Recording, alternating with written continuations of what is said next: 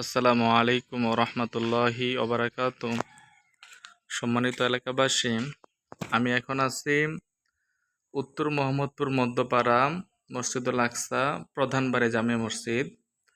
আজকে বৃহস্পতিবার, অর্থাৎ এই রাত্রে এই মসজিদে আপনার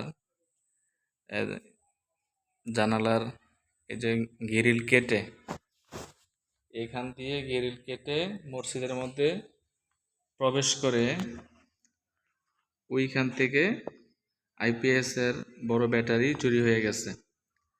তাহলে চিন্তা করুন এগুলা কাদের কাজ।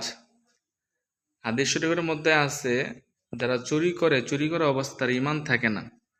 তাহলে যদি সে মুসলমান হয় তো তাহলে কি তার ঈমান আছে? একজন ঈমানদার মানুষকে সে মসজিদ থেকে চুরি করতে পারে?